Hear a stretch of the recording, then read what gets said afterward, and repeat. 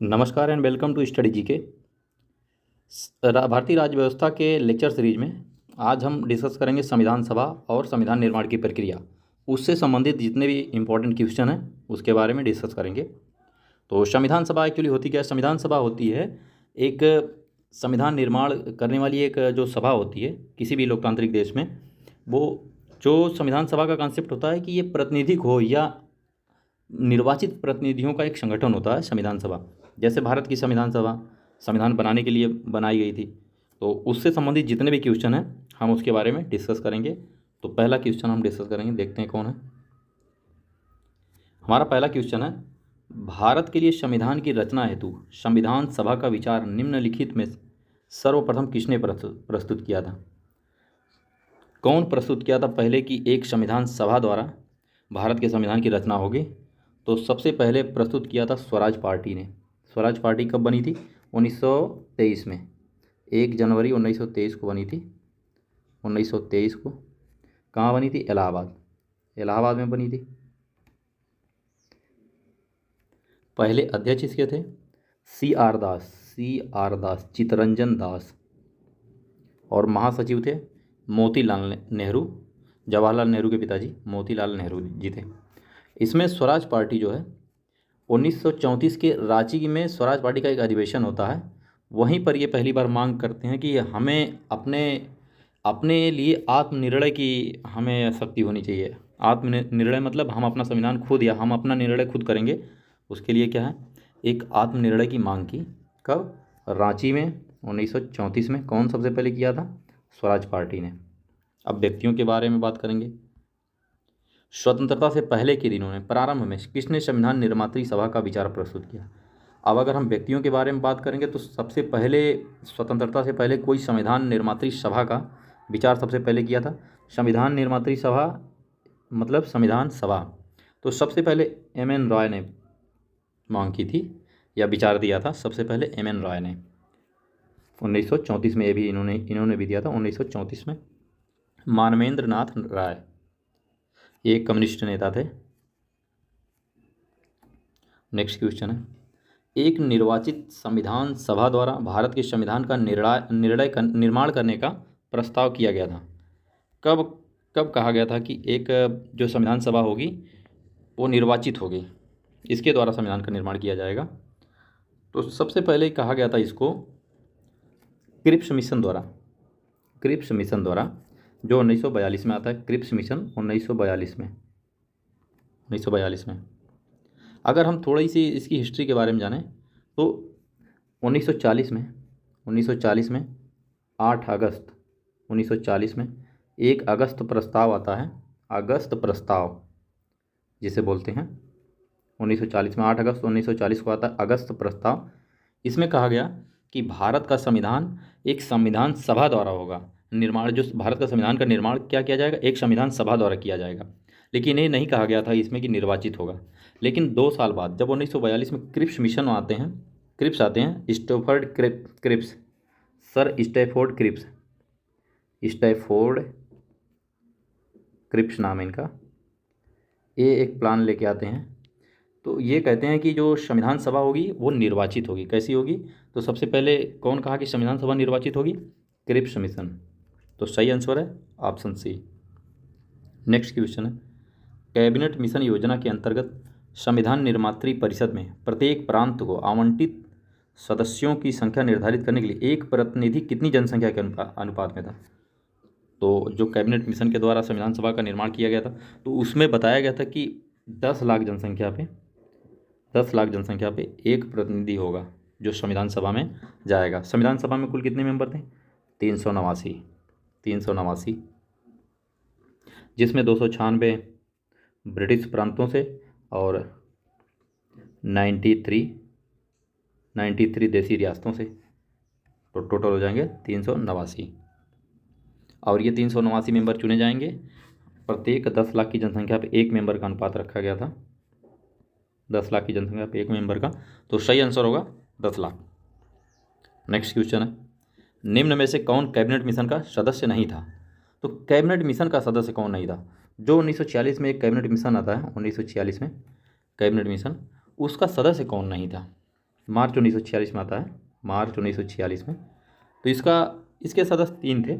Stafford Cripps इसके member थे, AB Alexander भी थे, लॉर्ड पैथिक लॉरेंस भी थे, लेकिन विलियम वुड नहीं था। जो विलियम वुड है ये नहीं था। तो हमारा सही आंसर यही होगा। पूछा गया कौन नहीं था, तो विलियम वुड, ऑप्शन सी सही आंसर है, ऑप्शन सी। नेक्स्ट क्वेश्चन, भारतीय संविधान सभा का गठन किया गया था। तो भारतीय संविधान सभा का गठन करने के लिए कौन सी योजना या कौन सा अधिनियम आता है, तो किसकी कौन सी योजना के अंतर्गत किया गया था, ये पूछा गया कि भारतीय संविधान सभा का गठन किया गया था। तो भारतीय संविधान सभा का गठन किया गया था कैबिनेट मिशन योजना के अंतर्गत 1946 में।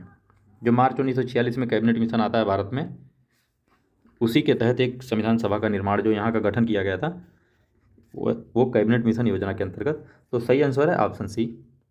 नेक्स्ट क्वेश्चन है, 1946 में निर्मित अंतरिम सरकार में कार्यपालिका परिषद के उप सभापति थे।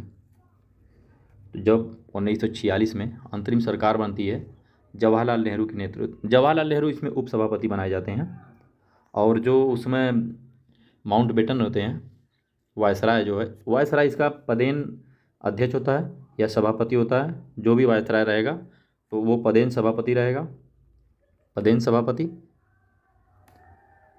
और नेहरू जी को अंतरिम सरकार में उप सभापति बनाया गया था, उपाध्यक्ष बनाया गया था, उप सभापति। तो सही आंसर है ऑप्शन बी। यानी कि जो सरकार बनी थी उसमें जो पदेन सभापति रहेगा वो यहाँ का वायसराय था, और जब नेहरू जी उसमें उप सभापति बनाए गए थे।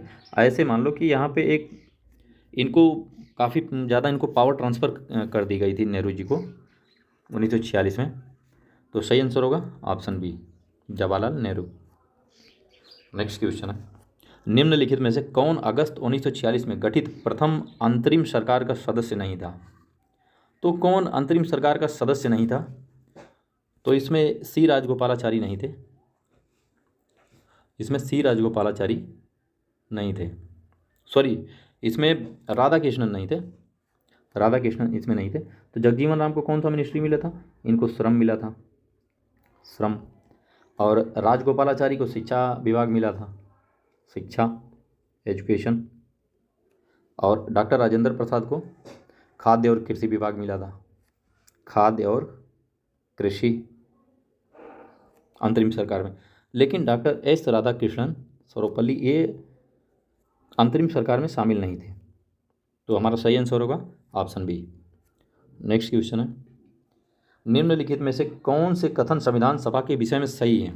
पूछा गया कि कौन कौन से कथन जो है संविधान सभा के विषय में सही है। तो नंबर 1 है, यह वयस्क मताधिकार पर आधारित थी। नंबर 2, वह प्रत्यक्ष निर्वाचन का परिणाम थी। वह बहुदलीय निकाय थी, उसने अनेक समितियों के माध्यम से कार्य किया। तो वह वयस्क मताधिकार पर आधारित थी। नहीं, ये ऐसा कोई प्रावधान नहीं था कि वयस्क मताधिकार पर आधारित हो, ये कोई प्रावधान नहीं था, क्योंकि उसमें ऐसा कोई नियम नहीं था वयस्क मताधिकार पर आधारित हो। और दूसरी बात, बहुत कम लोगों के, लगभग 10% लोगों को मतदान करने का अधिकार मिला था, वोटिंग राइट मिला था, जिसमें शिक्षा के आधार पर, टैक्स के आधार पर और संपत्ति के आधार पर लगभग कुल मिला के 10% तक ही लोगों को ये अधिकार मिला था। इसलिए हम नहीं कह सकते कि वयस्क मताधिकार पर आधारित थी, ऐसा नहीं था। तो ये गलत हो गया। और वह प्रत्यक्ष निर्वाचन का परिणाम थी, प्रत्यक्ष निर्वाचन का परिणाम भी नहीं थी। ये प्रांतीय विधानसभाओं के द्वारा चुने गए थे। जो इसमें संविधान सभा में जितने भी मेंबर थे, वो जितने भी प्रांत थे, जैसे बंगाल प्रांत, आगरा प्रांत, यूनाइटेड प्रोविंस, मध्य प्रांत, बंगाल प्रांत, मद्रास प्रांत, बम्बई प्रांत, जितने भी वहाँ की विधान पालिका थी, वहाँ से इनडायरेक्ट चुने गए थे, प्रत्यक्ष निर्वाचन इनका नहीं हुआ था। तो ये भी सही नहीं है। वह बहुदलीय निकाय थी, हाँ बहुदलीय निकाय थी, इसमें बहुत सारे दल शामिल थे, जैसे कांग्रेस पार्टी हो गया, मुस्लिम लीग थी, निर्दलीय कुछ थे, एकतावादी मुस्लिम थी, भारतीय ईसाई की पार्टी थी, और हिंदू महासभा थी, एंग्लो इंडियन थी, साम्यवादी दल भी था, बहुत सारे दल थे, हिंदू महासभा थी, ये सही है। और उसने अनेक समितियों के माध्यम से कार्य किया, विभिन्न समितियां भी बनाई गई थी जो संविधान निर्माण करने के लिए, बहुत सारी समितियां बनाई गई थी, जैसे संघ संविधान समिति, संचालन समिति, प्रारूप समिति, बहुत सारे समितियों के माध्यम से कार्य किया। तो सही आंसर होगा 3 और 4। तो हमारा सही आंसर होगा ऑप्शन सी, 3 और 4। नेक्स्ट क्वेश्चन है, भारत के संविधान का प्रारूप तैयार करने के लिए तैयार करने वाली संविधान सभा के सदस्यों को, जो भारत के संविधान का प्रारूप तैयार करती है, उसके जो सदस्य हैं, वो संविधान सभा के सदस्य होते हैं। उन सदस्यों को कहाँ से या कौन नामित किया था, तो ये बताना है कि कौन नामित किया था। तो जो चाहे प्रारूप, जो भारत के संविधान का प्रारूप तैयार करे, या जितने भी मेंबर थे उनमें 93 मेंबर को छोड़ के जो देसी रियासतों से आए थे, उनके अलावा जितने भी मेंबर थे, उन सब को विभिन्न प्रांतों की जो विधानसभा थी उनके द्वारा चुना गया था। तो हमारा सही आंसर है option C, option C. Next question है, निम्नलिखित में से संविधान सभा के बारे में गलत कथन कौन सा है। संविधान सभा के बारे में अब गलत कथन कौन सा वो देखना है। इसने बड़ी संख्या में समितियों के माध्यम से कार्य किया। संविधान सभा जो है बड़ी संख्या में समितियों के माध्यम से कार्य किया, सही बात है। बहुत सारी समितियां बनी थी संविधान को बनाने के लिए, और जिनमें प्रारूप समिति सबसे महत्वपूर्ण थी, ये भी सही है, नंबर भी है। अल्पसंख्यक समुदाय जैसे ईसाई, एंग्लो इंडियन और पारसियों को सभी को पर्याप्त प्रतिनिधित्व दिया गया था, सही है। इसमें मुस्लिम लीग भी थे, भारतीय ईसाइयों की पार्टी थी, बहुत सारे हिंदू महासभा भी थी, सबको मिला था इसमें प्रतिनिधित्व।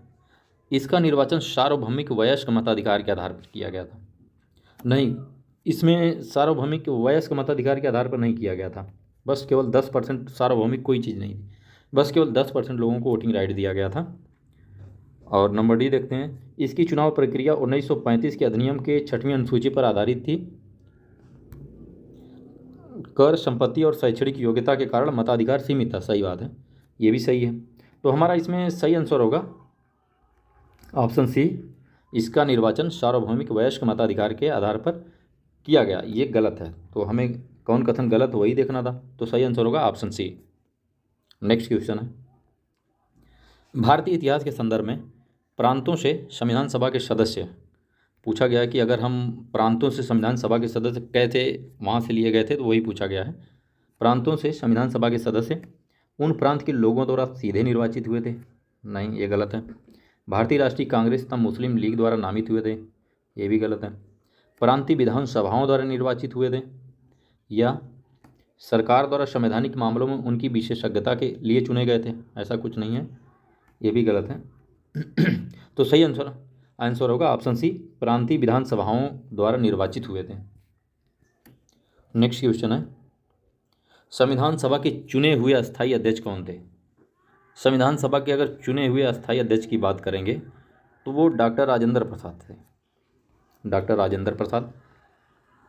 संविधान सभा की पहली बैठक जब 9 दिसंबर 1946 को होती है, 9 दिसंबर 1946 को पहली बैठक होती है संविधान को बनाने के लिए एक संविधान सभा की, तो उस समय अस्थायी अध्यक्ष डॉक्टर सच्चिदानंद सिन्हा चुने जाते हैं।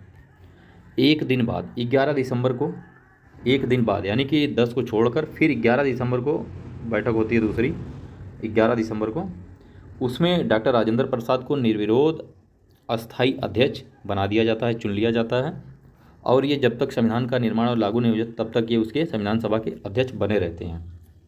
तो हमारा सही आंसर होगा option C, doctor Rajendra Prasad. संविधान सभा की प्रथम बैठक की अध्यक्षता किसने की। तो संविधान सभा की जो पहली बैठक हुई थी उसकी अध्यक्षता की थी डॉक्टर सच्चिदानंद सिन्हा ने, डॉक्टर सच्चिदानंद सिन्हा। सही आंसर है ऑप्शन बी, सच्चिदानंद सिन्हा।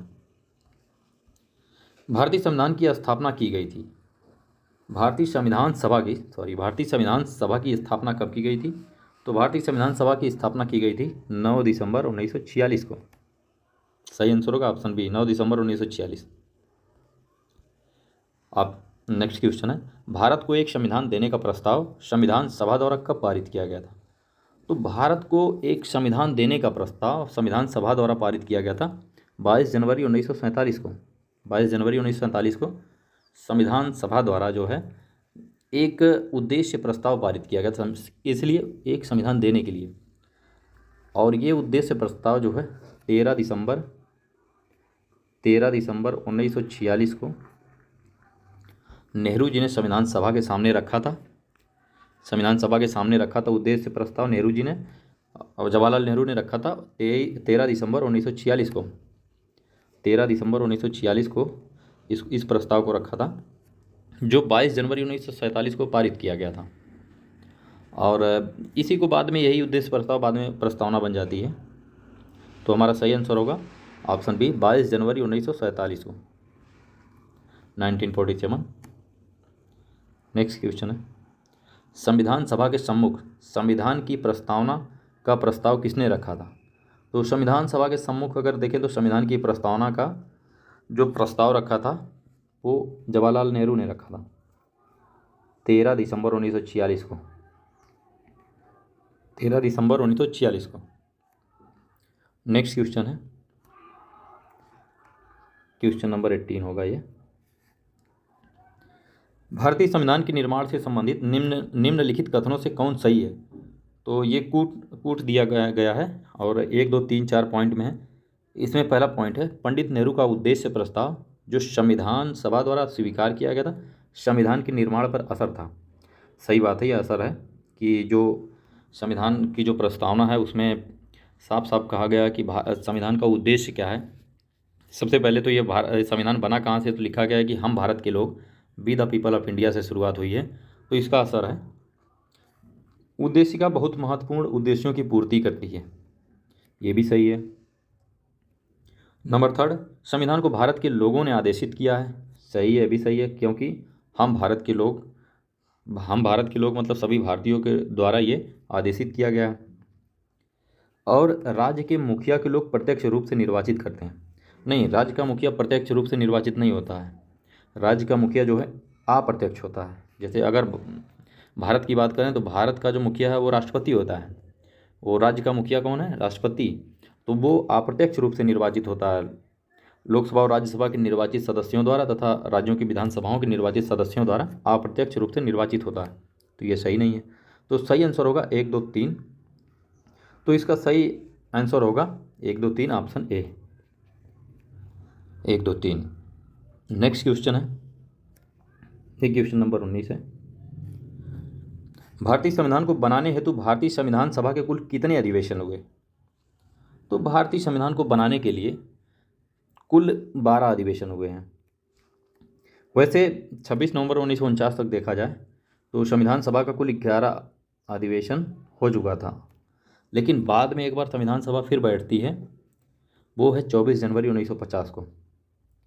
तो 24 जनवरी 1950 को एक बार फिर बैठती है, जब साइन वाइन करते हैं सभी मेंबर इस पर, तो वो आखिरी होती है, इसलिए कुल टोटल मिला के 12 हो जाएगा। अगर कभी कभी 11 दिया रहेगा तब भी सही हो जाएगा, अगर 12 दिया है तो भी सही हो जाएगा, एक ही दिया रहेगा 11 या 12। तो इसका सही आंसर हो रहा है ऑप्शन सी 12।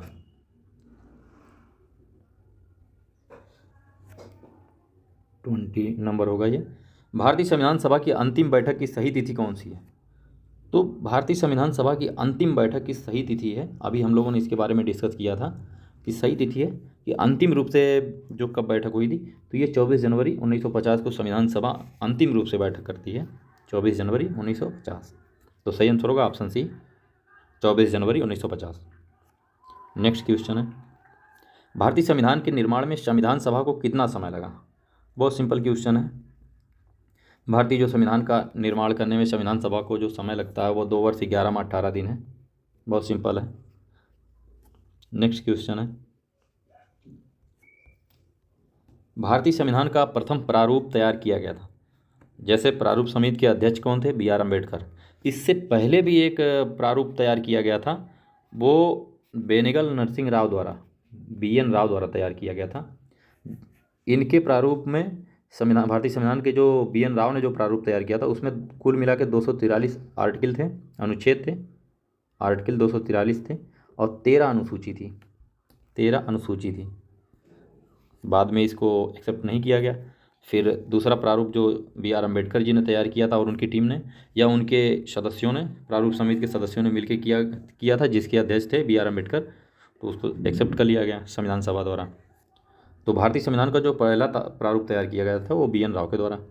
तो सही आंसर होगा ऑप्शन बी। नेक्स्ट क्वेश्चन है,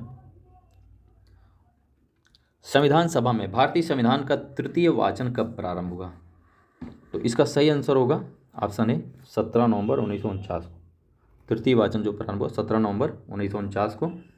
17 नवंबर से 26 नवंबर 1949 तक चलता है ये तृतीय वाचन। 1949 था। और इसी दिन संविधान के आंशिक पार्ट लागू कर दिए जाते हैं। इसी दिन संविधान को अधिनियमित, अंगीकृत और आत्मार्पित कर देते हैं 26 नवंबर 1949 को। तो हमारा सही आंसर होगा ऑप्शन है 17 नवंबर 1949। तृतीय वाचन 17 नवंबर को चालू होता है 49 को। नेक्स्ट क्वेश्चन है, भारतीय संविधान को संविधान सभा द्वारा कब अंगीकृत किया गया? तो वही आंसर, उसका आंसर है जब 17 नवंबर से चालू होकर 26 नवंबर को ख़त्म होता है, उसी दिन 26 नवंबर 1949 को ही इसे अंगीकृत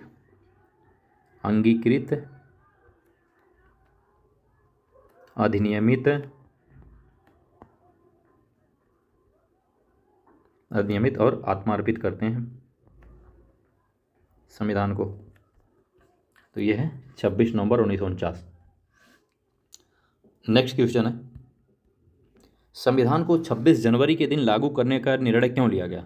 संविधान को 26 जनवरी को क्यों लागू किया गया था, उसका निर्णय क्यों लिया गया था? इसके पीछे कुछ ऐतिहासिक कारण भी हैं, इसीलिए इसको जानना जरूरी है। और हम ऑप्शन पहले देख लेते हैं। कांग्रेस ने इस तिथि को 1930 में स्वतंत्रता दिवस के रूप में मनाया था, नंबर बी।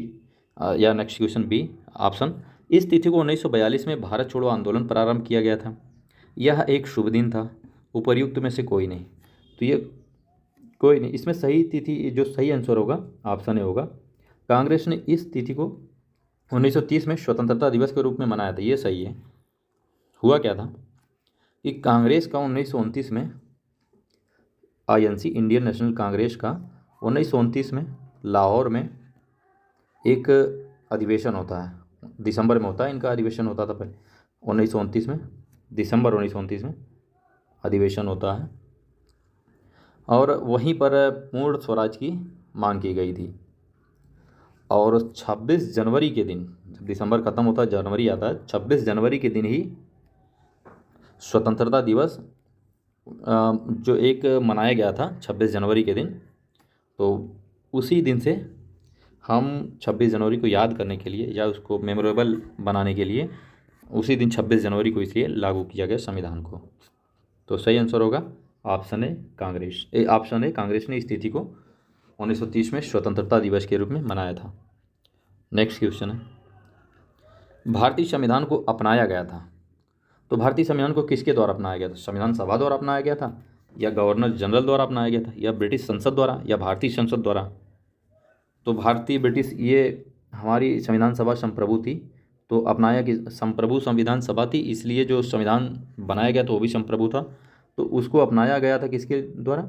संविधान सभा के द्वारा अपनाया गया, ना कि गवर्नर जनरल, ब्रिटिश संसद या भारतीय संसद के द्वारा नहीं, संविधान सभा के द्वारा। तो सही आंसर होगा ऑप्शन ए, संविधान सभा। नेक्स्ट क्वेश्चन है, बी आर अम्बेडकर का संविधान सभा में निर्वाचन कहाँ से हुआ था? तो बी आर अम्बेडकर का जो निर्वाचन जो हुआ था वो बम्बई प्रेसिडेंसी से हुआ था, बम्बई प्रेसिडेंसी से। तो सही आंसर होगा option B, Bombay presidency. Next question है, निम्नलिखित में से किसने सुझाव दिया था कि भारत की स्वतंत्रता के बाद भारतीय राष्ट्रीय कांग्रेस को एक राजनीतिक दल के रूप में भंग कर दिया जाना चाहिए? तो इसमें कौन हो सकता है? इसमें सबसे सही आंसर होगा महात्मा गांधी। यही कहे थे कि आज़ादी के बाद जो भारतीय राष्ट्रीय कांग्रेस है इसको एक राजनीतिक दल के रूप में भंग कर देना चाहिए। तो कौन कहा था? महात्मा गांधी ने। सही आंसर होगा Mahatma Gandhi, option A. Next question है, अपनी राष्ट्रवादी प्रतिक्रिया में भारतीय संविधान के निर्माताओं ने अल्पसंख्यकों के हितों तथा भावनाओं के महत्व को कम करके आंका है, यह कथन किसका है? तो भारत का जो संविधान बन गया था तो उसमें बहुत सारे जो पॉलिटिकल थिंकर थे या जो राजनीतिक विचारक थे जो भारतीय संविधान की स्टडी किए थे, तो भारत के संविधान के बारे में कुछ कमेंट करते हैं, उनके बारे में वही लिखा गया है। कौन कहता है कि इसमें कहा है कि अपनी राष्ट्रवादी प्रतिक्रिया में भारतीय संविधान के जो निर्माता ने अल्पसंख्यकों के हितों तथा उनकी भावनाओं को महत्व को कम करके आंका है। तो ये कथन पूछा गया किसने कहा है? तो सही आंसर होगा आइवर जेनिंग्स ने।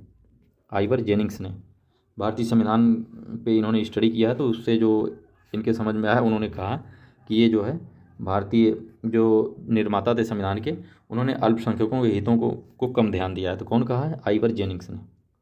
नेक्स्ट क्वेश्चन है, किसने कहा था संविधान सभा कांग्रेस थी और कांग्रेस भारत था?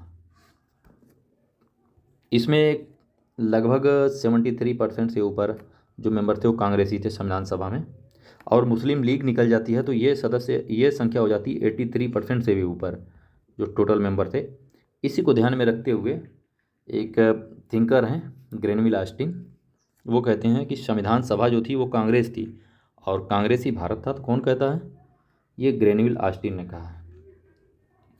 नेक्स्ट क्वेश्चन है, भारतीय संविधान सभा में कुल कितनी महिलाएं थीं? तो सेकंड लास्ट क्वेश्चन है, भारतीय संविधान सभा में कुल कितनी महिलाएं थीं? तो भारत की संविधान सभा में कुल महिलाओं की संख्या थी 15। कुल महिलाओं की संख्या कितनी थी? 15। नेक्स्ट क्वेश्चन है, संविधान सभा के पहले उपाध्यक्ष कौन थे? संविधान सभा के पहले अध्यक्ष जो थे, अस्थायी अध्यक्ष अगर देखेंगे सच्चिदानंद सिन्हा थे। अस्थायी अध्यक्ष जो बनाए गए वो डॉक्टर राजेंद्र प्रसाद। लेकिन पहले उपाध्यक्ष कौन थे? H.C. मुखर्जी। तो इस तरीके से हमने 32 क्वेश्चन संविधान सभा के बारे में जितने भी इससे संबंधित क्वेश्चन बन सकते हैं हमने उसके बारे में डिस्कस कर लिया। अब इसके बाद जो हमारा नेक्स्ट लेक्चर होगा वो होगा संविधान सभा के द्वारा जो विभिन्न समितियां बनाई गई थी उनका कार्य क्या था, उसके बारे में हम डिस्कस करेंगे, विभिन्न समितियों के बारे में। तो धीरे धीरे ऐसे क्रम वाइज चलेंगे अब भारतीय राज्य व्यवस्था के जितने भी टॉपिक होंगे उस पर डिस्कस करने के लिए। अगर वीडियो अच्छी लगे तो लाइक करें, शेयर करें और सब्सक्राइब करें। Thank you for watching.